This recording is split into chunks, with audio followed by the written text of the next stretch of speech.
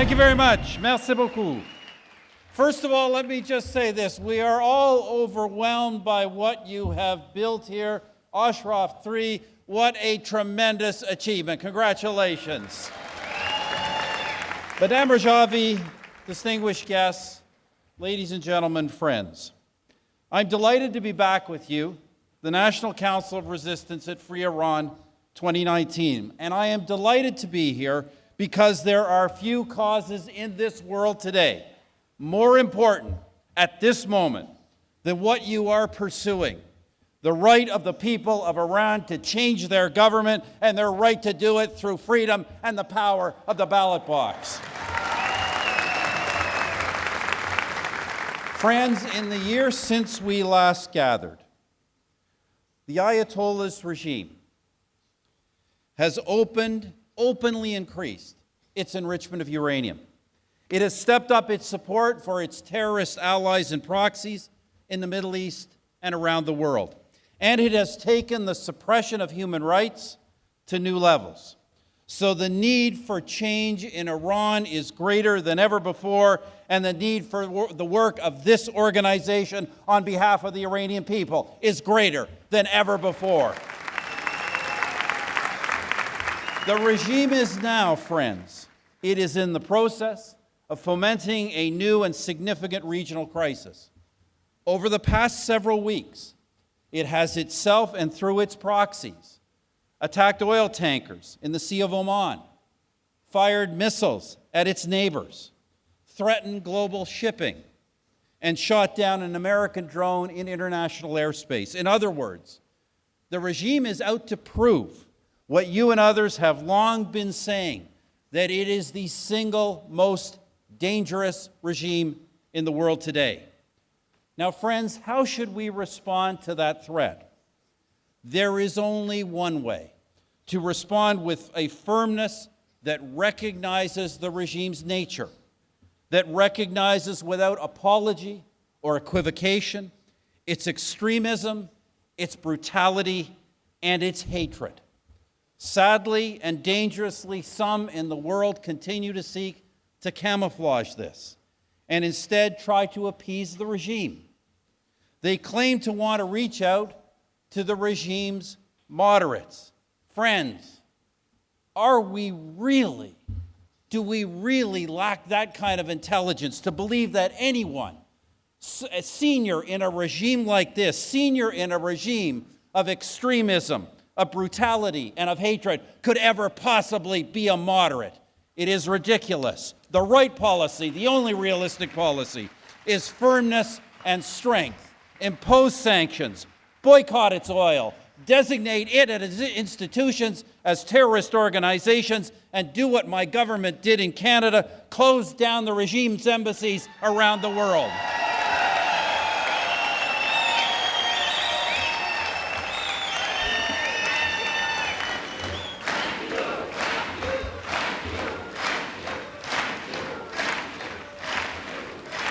Friends, what really is the argument against responding in this way, against responding with firmness and strength? It is, claim the apologists for the Ayatollah's regime, it is because the world, they say, has a stark choice: appeasement or war. Now, friends, you know and we know that is a false choice. Surrender to the regime's religious fascism is not an avoidance of war. It is an acceptance of the war that the theocracy is already pursuing through its proxies and allies against its neighbors in the region. It is also an acceptance of its quest for nuclear weapons and an invitation for the regime to pursue unspeakable greater war in the future. Weakness and appeasement will not avoid a military confrontation with this regime. Instead, they invite the regime to pursue even more aggressive confrontation in the future. The solution, then, is not weakness. It is strength. It is not to soften sanctions. It is to toughen them. It is not to accept its human rights atrocities. It is to condemn them. It is not to pursue appeasement. It is to push back and push back hard. Friends, The right response is not to surrender to the regime. It is to stand with the Iranian people and stand against this regime.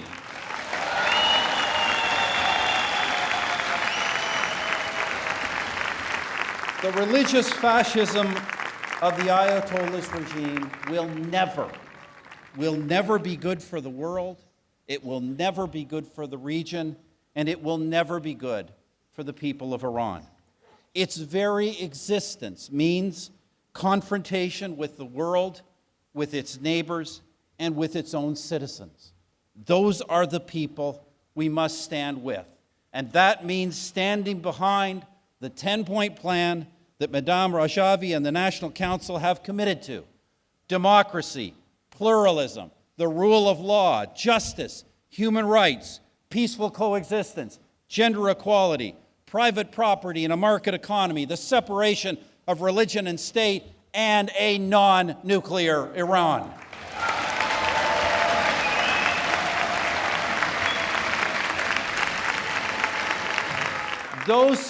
These things are the only way the confrontation and the danger disappear. Friends, that 10-point plan, your 10-point plan, is the future. It is the future the world wants. It is the future that Iranians need. And it is the future you have long fought for. So I say again to you, my friends, do not give up hope. Do not in any way relent in your struggle. Underneath the extremism and perversion of the Ayatollah's regime is a great country, a great culture, a great faith, a great civilization yearning to be free. And that is what the world, everyone in the world, wants in Iran. Today, I am joined here, as I was last year, by many Canadians. I am joined both by those who supported my government and those who oppose my government, but who are united behind your dreams of a new and better Iran. And these Canadians are just a small sample of the millions of people of goodwill and fortitude in Canada and of the billions of similar people around the world who share your aspirations for a new Iran. An Iran governed not by the hatreds of the past or the regime's nuclear apocalyptic vision of the future, but an Iran led forward by the needs of its people and rooted in the best of its culture and history. That new Iran is coming, and it will be an Iran that stands freely and proudly among the nations of the world. It will be an Iran that your efforts have inspired. So keep up the fight. Hazer, Hazer, Hazer.